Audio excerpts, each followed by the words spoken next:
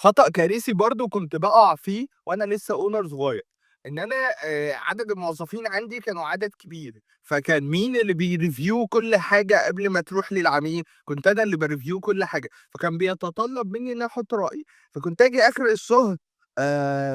أشوف وجهة نظري عن الموظف وأحاسبه بناءً عليها، ما كانش عندي حاجة اسمها KPIs، فكان من وجهة نظري الموظف ده شغال فهو أعظم واحد في الدنيا، مش شغال فهو أسوأ واحد في الدنيا، ففي الحالتين ما كانش معايا document بتقول ده. طيب لغاية ما بدأت إن أنا أطبّق الjob description والKPIs باستخدام طبعًا الHR department هم اللي نصحوني وهم اللي قعدوا يأكدوا على الموضوع ده إن إحنا لازمًا نفعّل السيستم ده عندنا.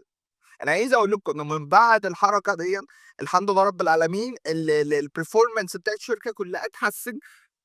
بقيت عارف أتكلّم مع كل موظّف بطريقة related ب facts مش مجرّد رأي شخصي، فنصيحة لو أنت ما طبّقتش system الKPIs عندك في الشركة وبقيت ماشي كل حاجة بالKPIs وبالnumbers ارجع عيد النظر في النقطة ديًّا وحاول لو هتعرف تعملها direct تعملها، لو مش هتعرف تعملها استعين بحد شاطر في الحتّة ديًّا يضبّط لك الsystem دوّة، هتلاقي فيه الperformance اختلفت 200% أقل حاجة.